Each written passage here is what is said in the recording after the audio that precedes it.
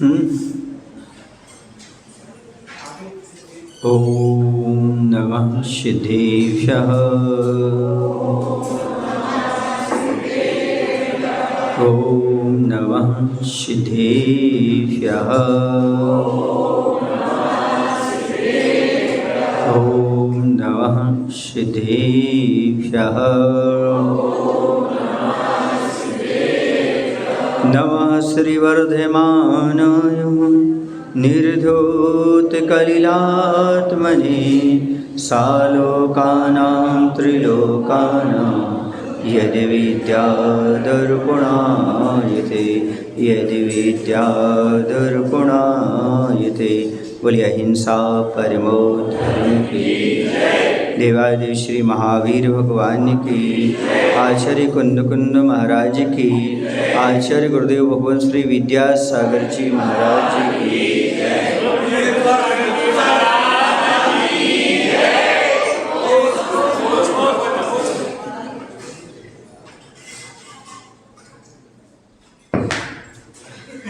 Him का खंड, him का खंड, हिम माने वर्ग, तो हिम का खंड है मान का मापदंड। कहने का तात्पर्य है कि हमारे पास कठोरता है तो सिद्ध होता है कि हमारे पास मान का साय विद्यमान है। यदि हमारे पास लचीलापन है, हम झुकना जानते हैं, तो समझो हमारे पास विनय गुण है। यदि हम झुकना जानते हैं तो हमारे पास विनय गुण है, अकड़ना चाहते हैं तो मान करता है। एक बात हमेशा जीवन में याद रखना, जो अकड़ता है वह उखड़ता है, जो झुकता है वह शाश्वत बना रहता है। बड़े बड़े वृक्ष भी आंधी तूफान में धराशायी हो जाते हैं क्योंकि वह झुक नहीं पाते।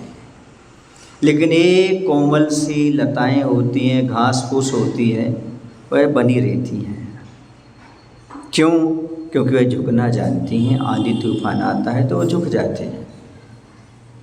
जो झुकना जानते हैं अर्थात जो शीर्षासन लगा लेते हैं, वह शीर्ष पर पहुंच जाते हैं। और जो झुक नहीं पाते वो खड़ करके जमीन के नीचे धंस जाते हैं। वह सरलता का अवरोधक है। पृष्ठ नंबर 52 पर, वह सरलता का अवरोधक है, गरलता का उद्बोधक है। इतना ही नहीं, तरलता का अति शोषक है और सघनता का परिपोषक है। यहाँ पर एक बात स्पष्ट समझ लेने की आवश्यकता है कि जो हिमखंड है वह जल की सरलता को रोकने वाला है। आपने देखा होगा पानी मृदु होता है, बर्फ कठोर होता है, लेकिन पानी जो होता है वह अपना रास्ता स्वयं बना लेता है।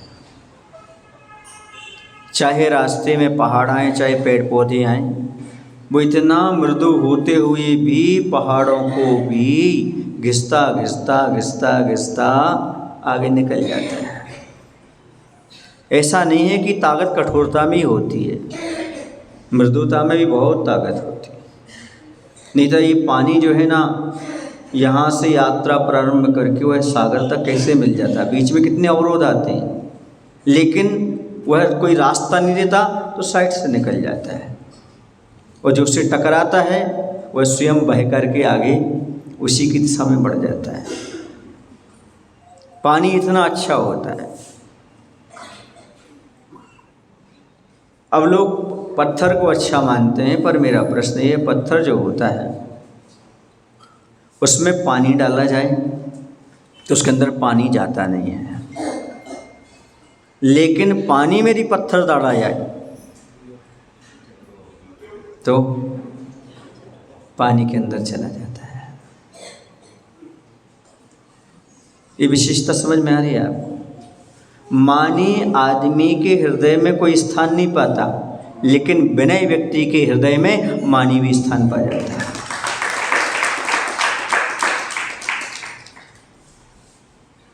बात समझ में आ रही? मानी व्यक्ति भी स्थान पा जाता है, क्योंकि विनयवान व्यक्ति सभी को स्थान देना जानता है, अभिमानी किसी को स्थान देना नहीं चाहता।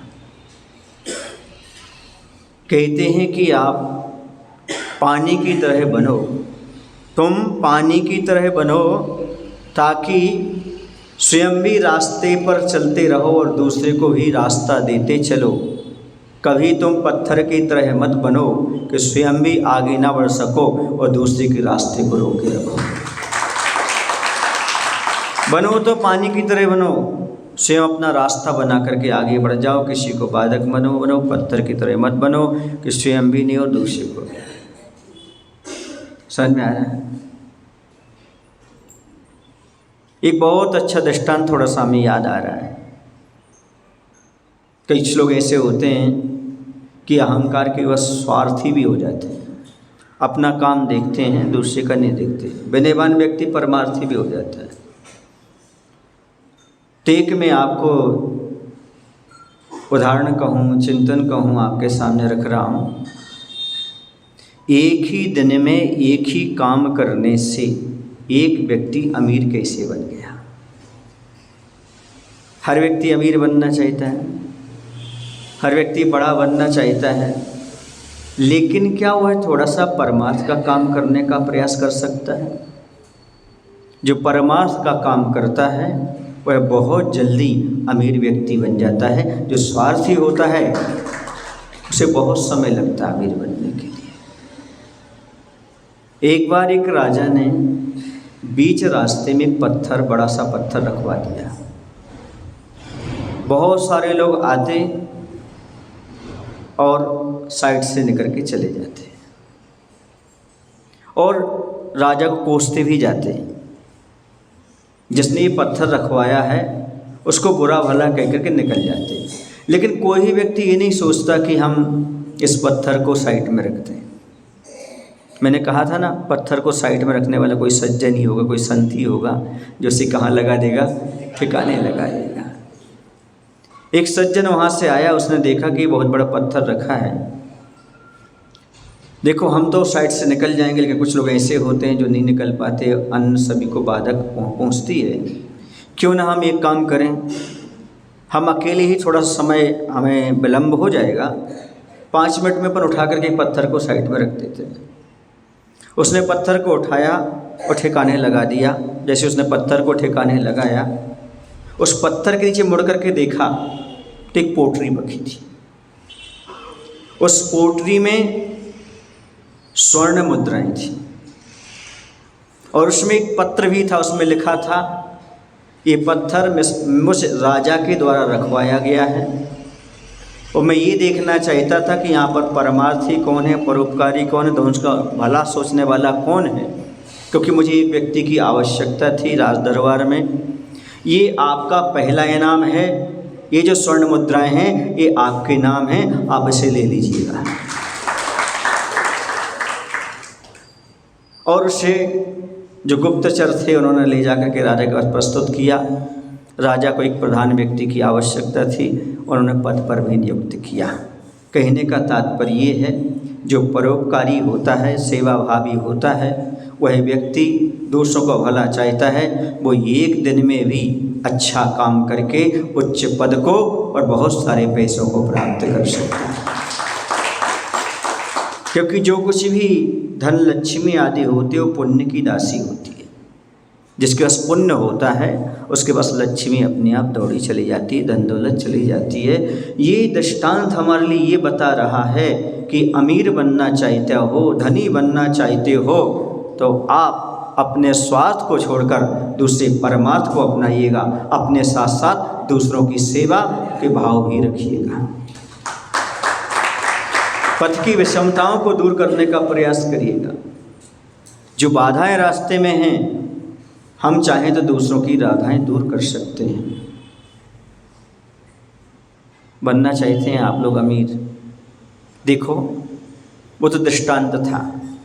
भले आप लोग दूसरों के रास्ते में कांटे दूर करोगे, दूसरों के रास्ते के पत्थर दूर करोगे, भले आप पैसों से धनी ना बन जाओ, पर मैं गारंटी देता हूँ आप दिल के धनी तो बन जाएंगे। आप मन के धनी तो बन जाएंगे, तो मेरी गारंटी है। और भगवान के दरबार में वही धनी माना जाता है, विद्वानों के दरबार में वही धनी माना जाता है जो पैसों से नहीं, जेब से नहीं, बल्कि मन से बड़ा हुआ करता है, उसका हृदय विशाल होगा। बहुत सारे दुनियाएं मिलेंगे आपको जो धन से अमीर मिलेंगे, लेकिन मन के अमीर बहुत कम लोग मिलते हैं, जिनका मन बहुत बड़ा। पहले के ज़माने में ऐसा होता था कि मकान छोटे होते थे, लेकिन आदमी के दिल बहुत बड़े होते थे। आज मकान तो बहुत बड़े हो गए हैं, लेकिन दिल बहुत छोटे हो गए हैं। कहते हैं पहले के ज़माने में 10 रुपये में एक अनाज की बोरी मिल जाती थी। 10 रुपये में पहले अनाज की, 10 नहीं तो 100 ले लो, आपके ज़माने की बात कर लो तो 100 रुपये में एक बोरी मिल जाती थी। किसकी? अनाज से भरी हुई। बोले आज भी मिल जाती है। बोले कैसे? बोरी मिल जाती है लेकिन खाली मिलती है, भरी नहीं मिलती।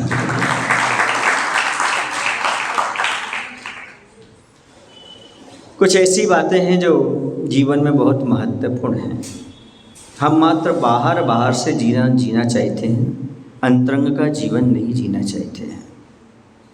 अंतरंग का जीवन जीने के लिए कठोरता को समाप्त करना होगा, कुछ ना कुछ तो सरलता अपने जीवन में अपनाना होगी। थोड़ा सा वो लग रहा है बोलने में।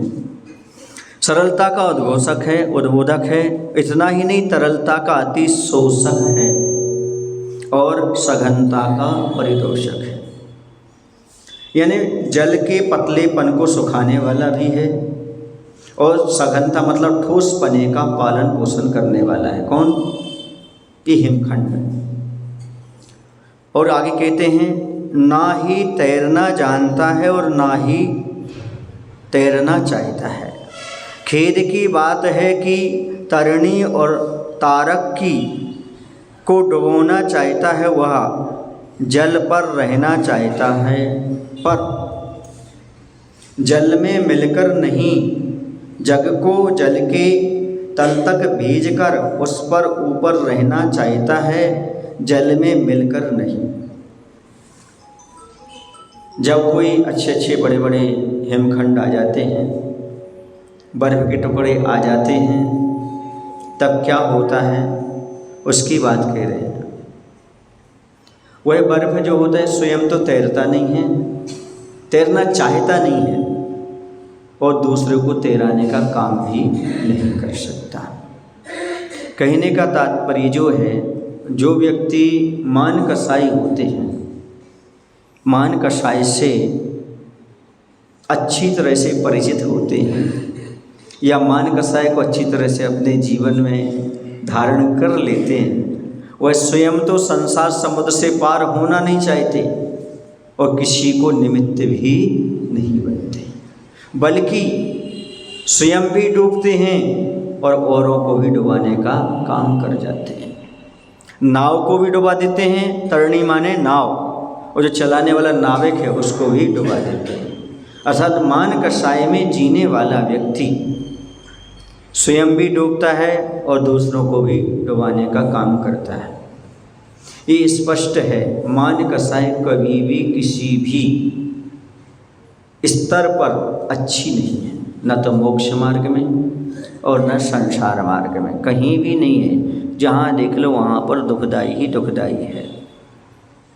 अब प्रश्न ये उठता है, आप भी अपने जीवन में आ से हा तक पढ़ सकते हो, अकार से लेकर हकार तक, सारे के सारे स्वर व्यंजन इसी में आ जाएंगे, आ से लेकर के हकार तक। अब दोनों को जोड़ दो और ऊपर बिंदी और रख दो,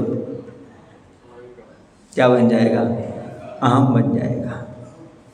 हम चाहें तो अहम के 2 मायने होते हैं। अहम का मायना होता है मैं, और अहम का अर्थ होता है अहंकार। तो आ से हकार तक पढ़ करके हम चाहें तो अहंकार पैदा कर सकते हैं, और चाहें तो अहम माने आत्मा को प्राप्त कर सकते हैं। और ये थोड़ा सा ऊर्ध्वगमन स्वभाव को प्राप्त कर लें तो अरहम अरहंत परमेष्टि भी बन सकते हैं। ये सारी क्षमताएं हमारे ऊपर आधारित हैं। जैसे यहाँ पर कहा जा रहा है कि देखो भाई, वह न स्वयं तैरता है न तैराता है, वह स्वयं भी क्या करता है, अकड़ करके चलता है, सदा तन करके चलता है। और वह क्या जल के ऊपर रहना चाहता है, जल में घुल मिलकर नहीं रहना चाहता। अहंकारी अपनी अलग पहचान बनाना चाहता है, सबसे ऊपर दिखना चाहता है, अलग दिखेगा वो। जैसे कि बुरा नहीं मानना, चोट लग जाए तो क्या कर लोगे, जो करना सो कर लेना। विधान का आयोजन होगा तो सारे लोग धोती दुपट्टा पहन करके आएंगे, बोट पैंट शर्ट पहन के आएगा, अलग दिखेगा वो। कुर्ता पजामा पहन करके आएगा, अलग दिखेगा वो। आज है ना गड़धर वाले विधान, वो अलग दिखेगा। सारी साहब साड़ी पहन करके आएंगी, वो सलवार सूट पहन करके आएंगे। देख लेना आप, अहंकारी की पहचान है, वो अलग अलग आएगा, अलग दिखने का प्रयास करेगा। उसका नियम है, अलग दिखने का प्रयास करेगा। समझना, इसमें कहीं ना कहीं कठोरता है, पिघला नहीं है, अभी घुल मिल करके नहीं ना चाहता। और यदि समाज में सामाजिक कार्यक्रम हो रहे हैं, उस समय यदि तुम बाथरूम में हो, उस समय तुम नाश्ता कर रहे हो, उस समय तुम स्वास्थ्य में पड़े हो, तो ऐसे खतरनाक रोग होंगे, कभी समाप्त होने वाले नहीं हैं। क्यों? क्योंकि सामूहिक समाज में रह कर के यदि सामूहिकता में सम्मिलित नहीं होते हो, स्वार्थ बस अपने काम में लगे रहते हो, तो याद रखो ऐसे कर्म बनते हैं, कहीं काटे नहीं कटते। इसलिए यदि आप चाहते हो निरोगी रहना, स्वस्थ रहना, तो जब भी सामूहिक कार्यक्रम हो, तब सबसे पहले वेशभूषा शुद्ध साफ पहन करके तैयार रहना। आप रोग का शमन करते रहे। व्यक्तिगत विधान करना अलग है, उस सामूहिक विधान में आना अलग है। कुछ लोग कहते हैं महाराज जी पर्युषण पर्व में सब खुशी मना रहे हैं, हमारे यहाँ ये सब त्योहार हो गया, ऐसी घटना घट गई, हम आनंद ही नहीं मना पाते, हम दीपावली नहीं मना पा रहे। क्यों? क्योंकि जब दीपावली में सारे के सारे लोग मंदिर में निर्माण लाडू चला रहे थे बेटा, तो होटल पे नाश्ता कर रहे थे उस समय। जब यहाँ पर सारे लोग अच्छा कार्यक्रम कर रहे थे, अनुष्ठान कर रहे थे, तब तुम कहाँ पर मौज मस्ती कर रहे थे? वो कर्मोदय में आया है, तुम अब अच्छा काम करना चाह रहे हो, तुम्हारे यहाँ कुछ ना कुछ विघ्न आ जाएगा, तुम उपस्थित नहीं हो पाओगे, ये तुम्हारा पाप कर्म है। और जब भी अच्छा कार्यक्रम हो, आपके सारी चीज़ें पोस्टपोन हो जाएं और आपको समय मिल जाए, आप आने जाओ, बैठ जाओ, कार्यक्रम संपन्न करो, तो समझना हमने पहले हर सामूहिक कार्य में सहयोग दिया है, उसका परिणाम है कि आज हम अटेंड नहीं कर पाए। वर्णन नहीं कर पाओगे। आज तुम सामूहिक कार्य में उपस्थित नहीं होगे, कल तुम चाहोगे भी तो सामूहिक कार्य में आ नहीं पाओगे। क्यों? क्योंकि तुमने कर्म स्वयं बांधे, स्वयं को भोगना पड़ेगा। इसलिए जब भी समाज का भोज रखा जाए, तब ना आओ तो चल जाए, लेकिन यदि भजन रखा जाए, नहीं आओ तो बिल्कुल नहीं चलेगा। भोजन नहीं करो चल जाएगा, लेकिन भजन नहीं करो और भोजन करो, पाप का बंद करोगे तुम।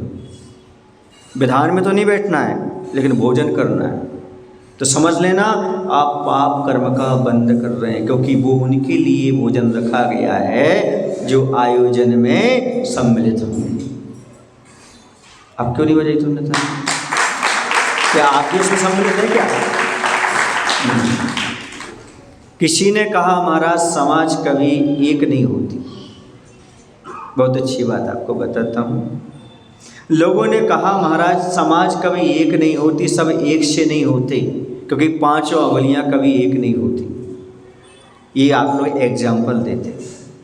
समाज एक के सारे सदस्य एक से नहीं होते, कभी एक नहीं होती, जैसे पांचों उंगलियां एक से नहीं होती, एक नहीं होती। मैंने कह दी मैं एक करके दिखाऊं तो क्या दोगे आप? 30 सेकंड में मैं पांचों उंगलियों को एक करके दिखा देता हूं, देखो।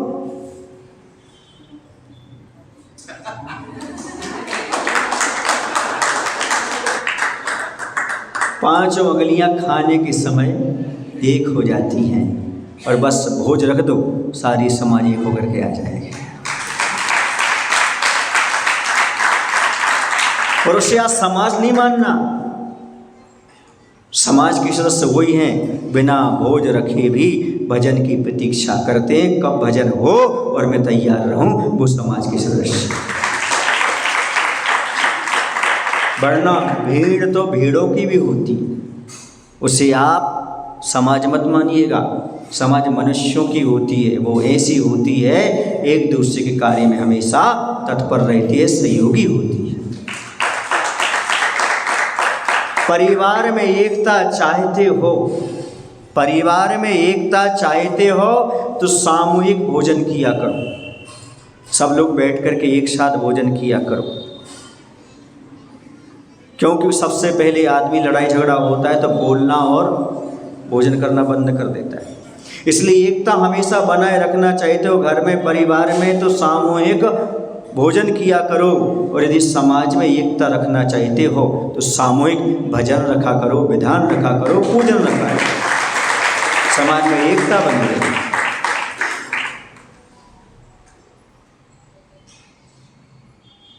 समझ में आ गया? लेकिन महाराज जी जब हम लोग विधान में बैठते हैं तो जरूर हम लोग भोजन की व्यवस्था रखते हैं। ये इसलिए है क्योंकि लोगों के लिए समय मिल जाए। क्या मिल जाए?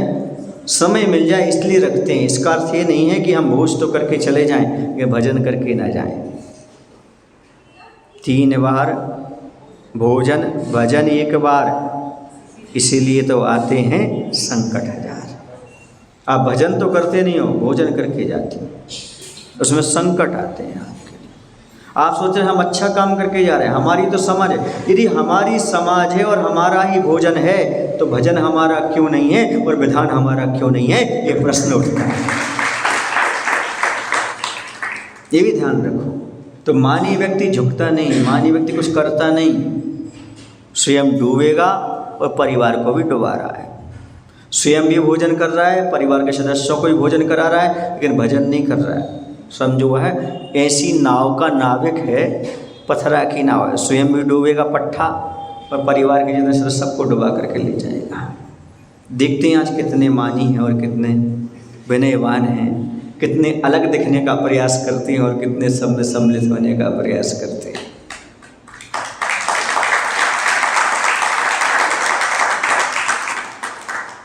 ताली किस बात पर? मान का खंड पिघलेगा कि मान स्तंभ नहीं रहेगा? सोचो, विचार करो। कोई प्रसंग चल रहा है और आपका प्रसंग आ गया तो मैंने बोल दिया, कोई अप्रसंगित बात नहीं कह रहा हूँ। अब लोग अलग दिखने की, जो अलग पहचान बनाता है, जो ऊपर ऊपर तैरना चाहता है, अलग से दिखे। जैसे जो बर्फ है ना, अलग से दिखना चाहता है, वो अलग से दिखेगा। समझ रहे हैं? तो समझ लेना इसके पास मान का साया है, तभी तो ये अलग से दिखना चाहता है। हमें अलग से नहीं दिखना, क्योंकि समाज में अपना नाम अपने आप आ जाता है, इसलिए अलग से दिखने की आवश्यकता नहीं है। वह हमेशा ऊपर ऊपर रहना चाहता है, ऊपर ऊपर ऊपर ऊपर रहना चाहता है। वो हम अंदर घुल मिल करके रहना नहीं चाहिए, एक दूसरे से मिलना नहीं चाहता है। जैसे पत्थर है, पानी के अंदर चला तो जाएगा लेकिन एक स्पेस बना करके रहेगा, और उसको पानी का स्थान उसके अंदर चला गया, लेकिन पानी यदि दूर वगैरह मिलेगा तो एक में खो करके रहेगा। इसलिए पत्थर नहीं बनना, पानी बनने का प्रयास करो। बर्फ नहीं बनना, पानी बनने का प्रयास करो, यहाँ पर कहा जा रहा है। सारे संसार को, जग को नीचे पहुँचा करके स्वयं उनके ऊपर रहना चाहता है। इसकी स्थिति है। कहाँ रहना चाहता है? ऊपर रहना चाहता है। जल में मिलकर नहीं रहना चाहता। जो समाज में घुल मिल कर के नहीं रहता, समझो वो मानी व्यक्ति है। और जो समाज में घुल मिल कर के रहता है, समझो वह अभिमान से थोड़ा सा ऊपर उठा हुआ है। तभी तो नहीं, मेरी अलग पहचान है, मैं सबके बीच में नहीं रह सकता, मेरा थोड़ा अलग स्टैंडर्ड है, मेरा ऐसा है, मेरा वैसा है। सबना पट्टे के पास कुछ भी नहीं, अहंकार के अलावा कुछ भी नहीं, अहंकार के अलावा। मैं चालियों के बीच में नहीं बैठ पाता, मैं बात नहीं कर पाता, ऐसा नहीं कर पाता, वैसा नहीं कर पाता। तो समझ लेना इसका तो अहंकार है। इसे चालियों के बीच में बैठ, मर्जी मैं तो अलग से बात करूंगा, मैं तो सबके बीच में ऐसा, समझ लेना इसका तो अहंकार है। उसे समय देने की जरूरत ही नहीं है, क्योंकि वो सामूहिकता से पीछे हट रहा है। सामूहिक पाप भी होता है, सामूहिक पुण्य भी होता है। जैसे कि आपने एक कोई गलत कार्य किया, सबने ताली बजा दी, ये पाप हो गया, आपको मिलेगा आगे चल करके। और आप कुछ अच्छा अनुष्ठान हो रहा, आप सबने मिल करके उसकी ताली बजा दी, उसके अच्छे का आपने क्या किया, समर्थन किया। आप 2 लोग विधान करते हो, दोनों का पुण्य मिलता है, लेकिन ये 200 लोग विधान करते हैं, सबकी अनुमोदना का पुण्य मिलता है। तो 17% उनका और अपना तो है ही, ये सारा मिलता है तो बहुत सारा इकट्ठा हो गया। इस पुण्य को गंवा देते हैं लोग। चाहे तो महीने भर विधान अकेले बैठ के कर लो, चाहे एक विधान में सबके साथ बैठ कर के अनुमोदना के साथ कर लो, हम तो कहते हैं वो पुण्य ज़्यादा होगा जो एक दिन सामूहिक कार्यक्रम आपने सुन लिया। वो अलग चीज, उसका फल अलग होता है। अकेले में महाराज स्वाध्याय कर लेंगे, ठीक है, कर्म के निजरा कर लेंगे, परम तप है, लेकिन 200 लोगों के बीच में स्वाध्याय करेंगे, 200 लोगों का लाभ मिलेगा, और जितने भी सुधरेंगे अपना तो है ही, साइड बिजनेस का भी आएगा अपने पास। बात समझ में आ रही? अब कितने सुधर रहे कितने नहीं, इसके मतलब नहीं है। जैसे कोई ट्रेन का ड्राइवर है, वो अपने समय पर गाड़ी चलाता है, अब कितनी सवारी बैठ रही नहीं बैठ रही, उसकी पे तो है। ऐसे कुंतु सागर की पे तो कोई ले नहीं गया, स्वाध्याय तो कर ही रहे हैं। अब कितने सुन रहे, कितने कल्याण कर रहे हैं, वो बात अलग है। लेकिन यदि हम अपनी गाड़ी चला रहे, स्वाध्याय कर रहे, हमारी तो अच्छे से कर्म की निद्रा चल रही है, ये परम तप है, कर्म की निद्रा चल रही है, अंतरंग परिणाम है।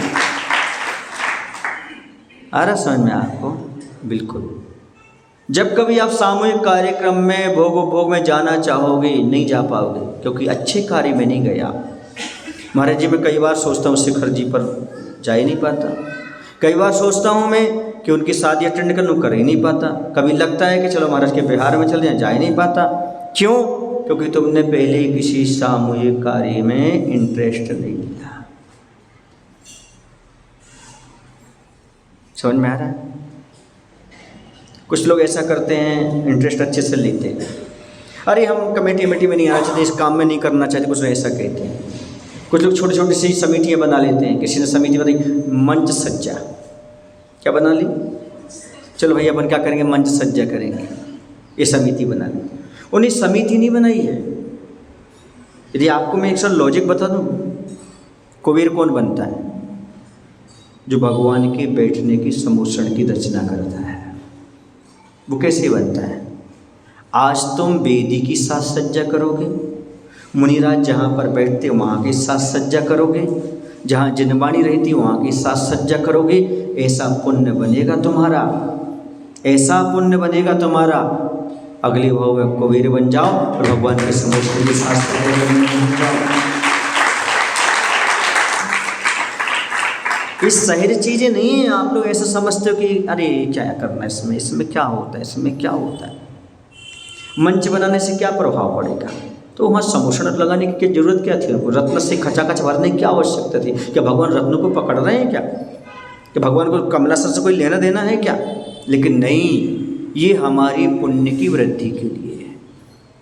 कभी भी जीवन में मंदिर के संबंध में, मंच के संबंध में, धार्मिक अनुष्ठान में कभी कंजूसी मत दिखाना। जितना तुम लुटाओगे उतना तुम कुबेर के खजाने को पाओगे। कभी कभी नहीं, जितना लुटा दो। क्यों? क्योंकि हम प्रभु और गुरु को दे क्या सकते, और वो तो अपने आप उच्चासन पर हैं। हम अपने उच्चासन पर बैठने की तैयारी कर रहे हैं। यदि भगवान और गुरु को अच्छा उच्चासन दे रहे हैं तो हम भी वैमानिक देवों उच्चासन प्राप्त करेंगे। ये भाव से करो, ये होने वाला है हमारे साथ। और यही नहीं, आगे जगह उच्च स्थान माने लोकाग्रवासी सिद्ध परमेष्ठी बनने की तैयारी यहीं से है। इस श्रद्धा का विषय बनाओ आप। इसे सामान्य काम कह के टालो मत, ये सामान्य चीज़ें हैं, ऐसा है वैसा नहीं। इसमें हम कहाँ तक सहयोग दे सकते हैं बताइए भाई? तन से, मन से, धन से कितना समय दे सकते बताओ? वेदी की व्यवस्था में हो, मंदिर की व्यवस्था हो, द्रव्य की व्यवस्था हो, मंच की व्यवस्था, किस चीज़ में आप नहीं? हम तो भैया एकांत से अकेले आते हैं और बैठ करके भगवान की भक्ति, आत्मा शुद्ध, परमात्मा शुद्ध, बस यही करके चले जाते हैं। ऐसा एकांत लेके मत चलो। इन सबको छोड़ करके यदि तुम मात्र अपनी सोचोगे तो कल्याण होने वाला नहीं है, क्योंकि देव शास्त्र गुरु की वैयावृत्ति सेवा करने वाला तीर्थंकर प्रकृति को मानने वाला होता है। अपने साथ साथ कितने लोगों का कल्याण करता है ये सोच लो। एक संस्मरण याद आ रहा है, शिखर जी यात्रा पर जाना था। वो जो पुष्पदन सागर जी और हम दोनों आचार्य भगवान के चरणों में भाग्योदय तीर्थ क्षेत्र पर पहुँचे। वहाँ पर सुबह सुबह आचार्य की वैयावृत्ति करने का अवसर मिला। तब उस समय आचार्य जी ने एक बहुत अच्छा चिंतन सुनाया। आचार्य जब कभी सुबह सामयिक से उठते हैं तो उनके अंदर अच्छा चिंतन रहता है, इसलिए हम लोग लालच में सुबह पहुँच ही जाते हैं। सुबह कुछ ना कुछ चिंतन मिल ही जाएगा उनसे। तो आचार्य उस समय बता रहे थे, देखो तीर्थंकर तो हुए ही हैं और 24 तीर्थंकर हुए और हो रहे हैं, लेकिन सामान्य जो मोक्षगामी जीव हैं उनका पुण्य भी कुछ कम नहीं होता। देखो ना, रामचंद्र जी भले तीर्थंकर नहीं हुए, आचार्य ने बताया रामचंद्र जी भले तीर्थंकर नहीं हुए, लेकिन वो जहाँ जहाँ गए हैं, चाहे जंगल में हो कहीं भी, देवताओं ने भी रामनगर बसा करके उनकी व्यवस्था कर दी है। जहाँ जहाँ गए राजाओं ने उनके सामने शादी विवाह का प्रस्ताव रखा है। जहाँ जहाँ गए कन्याएं उनके पीछे गई हैं, जहाँ जहाँ गए राजा महाराजा उनके पीछे आए। इतना तक कि जंगली जानवरों ने भी उनका सहयोग दिया है। साथ में क्या लेके गए थे वो, पर 12-12, 14-14 वर्ष तक कैसे उनकी व्यवस्था हुई, ये समझो वो भी तीर्थंकर से कम नहीं रहे। जहाँ भी रहे हैं वहाँ रत्नों की वर्षा हुई है, कोई कमी नहीं पड़ी उनके जीवन में। और उनका वो भाव भी नहीं, जहाँ भी रहे वो जो भी उन्होंने बनाया, सीता ने राम ने बनाया, उनका भाव देखो, उनका पुण्य देखो, वहाँ भी पड़गान का भाव रहा उनके पास कि मैं भोजन तो बना रहे हैं, चलो अपन साधु संत को पड़गा लेते हैं। और पड़गाहन किया तो रिद्धिधारी मुनियों का पड़गाहन भी हो गया। धर्मी के धर्म सदा मन में, श्री राम और सीता जाकर बसे चाहे दंडक वन में। दंडक वन में भी उन्होंने अपना धर्म नहीं छोड़ा, कर्तव्य नहीं छोड़ा। भोजन बना रहे हैं तो हम साधु संतों को अवश्य कराएंगे। ये भाव कहाँ, स्वयं के भोजन की व्यवस्था नहीं है, लेकिन हम साधु को प्रगान करेंगे। ये निर्मल परिणाम देखो, आप सोचो। आज जिसने कहा वो भी पुण्य तीर्थंकर से कम सा नहीं लगता। नहीं थे तीर्थंकर, लेकिन फिर भी उनका देखो, और अंत में अपना कितना अच्छे से उपसंहार किया और मुनि बन करके मोक्ष चले गए, अपना कल्याण कर गए भगवान। ये क्या चीज़ है, समझ में आ रहा है कुछ दृष्टांत पढ़ने से? उन्होंने अपने जीवन में क्या क्या नहीं करा। राजलक्ष्मी को छोड़ दिया, ऐसे छोड़ दिया राजलक्ष्मी को जैसे तीर्थंकर छोड़ के चले जाते हैं। पिता ने कहा वनवास जाना है, कुछ नहीं, हाँ ठीक है, छोड़ के चले गए। कोई विकल्प नहीं, तनाव नहीं, कोई नहीं। कितना निर्लिप्त जीवन होगा महापुरुषों का, सोचो विचार करो। पिता ने कहा ठीक है, सबका भला हो रहा है, हम जा रहे हैं, सबके भले में मेरा भला है। कितनी उत्कृष्ट भावना त्याग की। राजपद का छोड़ना, वो भी आज कल राज्याभिषेक और आज छोड़ने की बात कही जा रही है। हाँ, छोड़ दिया, जो राजपद छोड़ दिए और पिता की आज्ञा का पालन कर गए, अब दुनिया के पालनहारे श्री राम बन गए। ये क्या चीज़ है, समझो इस बात के लिए, इस मर्म को समझो, धर्म के मर्म को। मानी प्राणी के लिए बार बार समझाया था, किस बात का मान करता है। तो जैसे महापुरुष राजपाट को धिक्कार करके चले गए, छोड़ करके चले गए। विनयवान थे वो, विनयवान इसलिए थे क्योंकि उन्होंने पिताजी से तर्क वितर्क नहीं किया, जो उन्होंने कहा श्रोधार्य है। मान का मापदंड ये जो है ना, ये नहीं किया उन्होंने। हे मानी प्राणी, पानी को तो देख और अब तो पानी पानी हो जा। ये प्रमाण प्रभो, मान का अवमान कब हो। हे प्रमाण प्रभो, हे सम्यक ज्ञानी प्रभु, हे प्रमाण स्वरूप वन, हमारे मान का समापन कब हो। हे मानी प्राणी, समझ आया ना? ये सब सुन कर के पढ़ कर के ऐसा लगा, हे मानी प्राणी अब तो तुझे पानी पानी हो जाना चाहिए, अब तो तुझे पानी पानी हो जाना चाहिए और इतने खतरनाक मान को छोड़ कर के सम्यक ज्ञानी हो जाना चाहिए।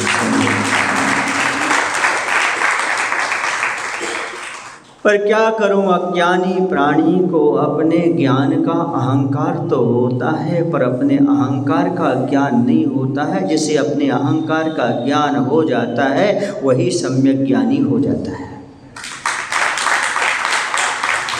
अज्ञानी को अपने ज्ञान का अहंकार तो है लेकिन अपने अहंकार का ज्ञान नहीं है, और जिसे अहंकार का ज्ञान हो जाए वही आगे चल कर तीर्थंकर बन जाता है।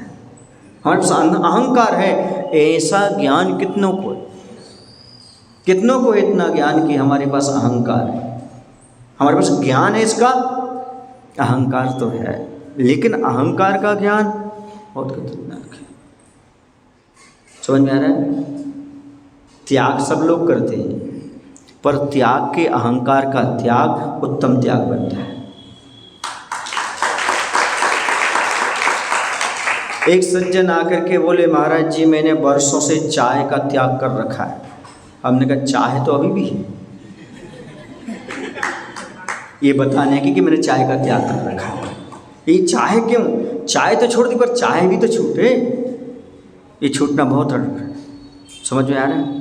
बहुत कठिन काम है, बहुत कठिन काम है अपने जीवन से मान कषाय को निकालना, बहुत कठिन काम है, बहुत। इसलिए कह रहे हैं हे प्रभु ऐसी कुछ कृपा कर दो। हे माने प्राणी दूसरी ओर जब जल को देख ले और अब अपनी परिणति को सुधार सरल बन जाओ। हे मान कषाय से रहे सर्वज्ञ प्रभु, यह मान कब समाप्त होगा पता नहीं, कब मेरा मान गलेगा, कब मेरा विमान निकलेगा, पता नहीं कब मान निकलता, कब मान गलता है।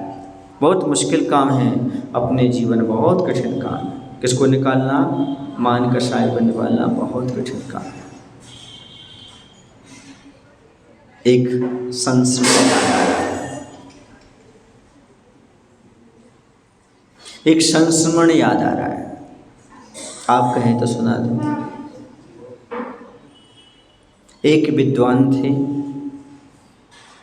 वो प्राय करके ज्ञान होने के बाद ज्ञान को प्रदर्शित करने की भावना ना हो, बहुत दुर्लभ होता है। व्यक्ति 4 पंक्तियां भी लिखता है तो 4 लोगों को जब तक बता ना दे तब तक भोजन हजम नहीं होता है। बुजुर्ग थे, आचार्य के पास पहुँचे, उन्होंने आचार्य से निवेदन किया, आचार्य जी मैं अब रिटायर्ड हो गया हूँ और मैं ये चाहता हूँ कि मैं कुछ करूँ, मैं कुछ अपने जीवन में करना चाहता हूँ। लेकिन उनकी भाषा जो थी थोड़ी सी अलग थी, क्योंकि आदमी जो है दुकान है और वो जो जुबान है उसका दरवाज़ा है, दरवाज़ा खुलता है तो कौन सा माल है मालूम पड़ जाता है, कोयला है कि सोना है। उनकी आवाज़, उनकी वाणी में थोड़ा सा अहम झलक रहा था। अच्छा आप कुछ करना चाहते हैं? जैसे ने कहा हाँ, तो एक सूत्र याद कर लो कि या तो बहुत है, अब ऐसा सूत्र ले लो, हमें करना नहीं है, हमें कुछ करना नहीं है, ऐसा सूत्र रख लो। करा तो बहुत है पर नहीं, महाराज क्या नहीं करना? तो आज जैसे बोलते अभिमान नहीं करना, ये सीख लो।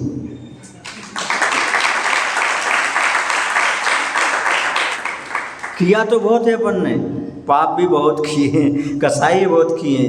अब ज्ञान का लाभ ये है कि जो कर रहे हैं उसको छोड़ दो, ये ज्ञान का सच्चा लाभ है। ज्ञान का सबसे बड़ा प्रॉफिट है अभिमान नहीं करना। वो विद्वान बोले आचार्य जी ये तो बहुत कठिन काम है। अरे तो अज्ञानी लोग तो सरल काम करते हैं, ज्ञानी लोग ही कठिन काम करते हैं। प्रतिभा संपन्न छात्र कठिन प्रश्न को पहले हल करते हैं। वो पुनः बोले महाराज जी आपने इतना बड़ा काम बता दिया। अरे काम नहीं बताया, नहीं करने को कहा है। नहीं करने को कहा है।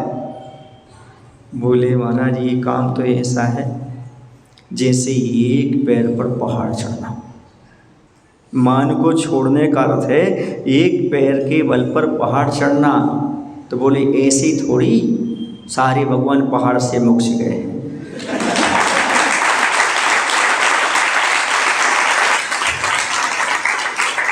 वो मान छोड़ करके एक पैर के बल पर ऊपर गए और एक समय में 7 राजू पार कर गए। आज तक जो नहीं किया वो करो पंडित जी। ये सारी चीज़ें तो हम अनादिकाल से करके आ रहे हैं, करते चले जाएंगे। मैंने ऐसा किया, मैंने ऐसा किया, मैं ऐसा करूँगा। अब सूत्र अपनाओ, मैं ये नहीं करूँगा, मैं ये नहीं करूँगा। मैं माने अहंकार, नहीं करूँगा, मैं नहीं करूँगा माने मेरेपन का, मेरे का भाव, मेरे का भाव नहीं करूँगा, मैं नहीं करूँगा। सोच लो, बहुत कठिन है। आज जैसे कि इतना छोटा सूत्र, अब पंडित जी को कितना उतरा नहीं उतरा, पर मेरे जीवन में पूरा उतर गया। और मैंने सोच लिया, हे पारसनाथ भगवान, यदि वहाँ से हमें मोक्ष जाना है तो हमें भी एक पैर पर ही चलना पड़ेगा। मान को तो यहीं छोड़ना पड़ेगा, तभी जाकर के हम प्रमाण बन सकते हैं, वरना प्रमाण नहीं बन सकते। हे सम्यक ज्ञानी, हे केवल ज्ञानी, क्योंकि केवल ज्ञान प्रमाण, सम्यक ज्ञान प्रमाण भगवन। हम कब उसको छोड़ करके सम्यक ज्ञानी बनेंगे? आज तक यही भ्रम रहा, हमने ऐसा किया, हमने ऐसा किया, हमने ये किया, हमने वो किया। अब ऐसा कुछ कर लो कि हमें कुछ करना ना पड़े, कर लो। आज जैसे जी ने एक बार नेमावर में बोला था, दूसरा संस्मरण याद आ गया।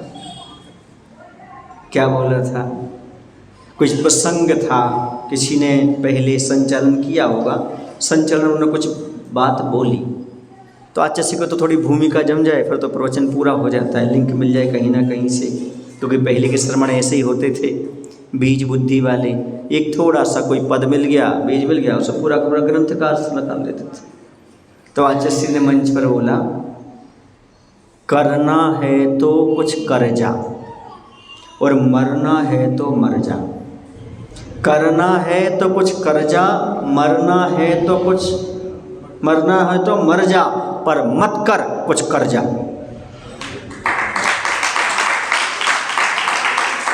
कर्जा बांध के मत जाओ। कर्जा समझते हैं आप? जाके ऊपर दीप लगा दो, कर्जा। कर जा अलग है और कर्जा अलग है। मतलब कर्जा तो मत करके जाओ, तुम पुण्य लेकर के आए थे और पाप बांध करके जा रहे हो, ये कर्जा हो गया। इस संसारी प्राणी मूलधन गमा करके इस संसार के बाजार से विदा ले रहा है और शर्म की जगह पर हंसी ले रहा है। शर्म आना चाहिए कि हम ऐसी पुण्य प्रकृतियां लेकर के आए हैं। सरल स्वभावी थे हम, पूर्व पर्याय में हम मृदु थे, तभी तो आकर के हम मनुष्य पर्याय को प्राप्त हुए हैं। पहले जन्म में हमने कोई अहंकार नहीं किया, मान कसाय नहीं की, इसलिए मनुष्य पर्याय मिली है।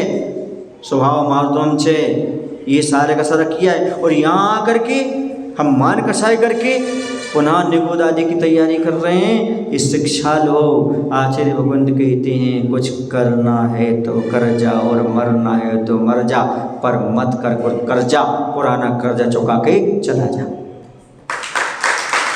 कर्म की नजरा करके जाओ, कर्म बांध करके मत जाओ और कर्जा करके मत जाओ, अर्थात और कर्म मत बांधो। मनुष्य पर्याय मिली है इस समय में, अहंकार मत करो, जितना चाहे उतना आप कर्जा कम करके, पाप कर्म की निजरा करके, हल्के हो करके अपना आत्म कल्याण करो। साहूकार बन करके जाओ। साहूकार का अर्थ है कर्म की निजरा करके जाओ, हल्के बन करके जाओ। जितनी मान कषाय परिग्रह हल्के होंगे उतने हम हल्के होते जाएंगे और ऊपर उठते चले जाएंगे। मानी व्यक्ति उतना दबता जाता, उठता दबता जाता, उसकी स्थिति हो जाती है।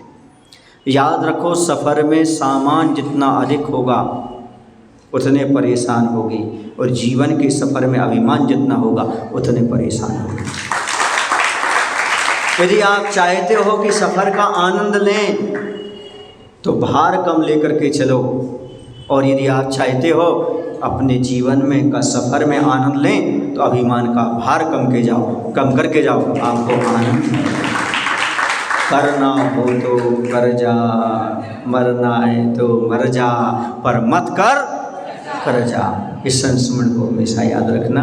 मैं तो हमेशा गुरु महाराज के ऐसी संस्मरण, ऐसी पंक्तियों को याद रखता हूँ और उन्हें ही गुरु महाराज के सूत्र, तत्वार्थ सूत्र समझ लो या विद्या गुरु सूत्र समझ लो और विद्या के सूत्र समझ लो, उन्हें पढ़ करके अपने जीवन का निर्माण करने का प्रयास करता हूँ।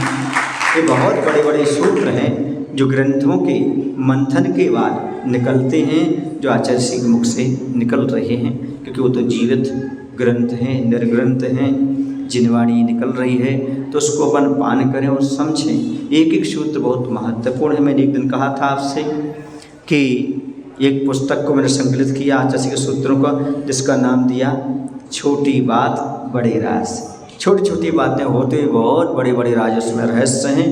उसको जब आपको अवसर मिल जाए तो पढ़ लेना। बोलो महावीर भगवान की जय। आचार्य विद्यासागर जी महाराज की जय। हे प्रभु, हम सभी को इतनी शक्ति, इतनी बुद्धि देने की कृपा करो ताकि मैं कुछ ना करूं, मैं ना करूं, अर्थात मेरे जीवन से मैं का शब्द निकल जाए। हम सभी एक साथ मिलकर कुछ कार्य करें, विनय के साथ कार्य करें, आनंद आए। हे प्रभु, सामूहिक कार्यों में ऐसी शक्ति, ऐसी बुद्धि देना ताकि हम हजार काम छोड़कर भी गर्धर वलय विधान में आकर अपना कल्याण कर सकें। नमोस्तु। एक बात सुन लो, अभी तुम काल सर्प योग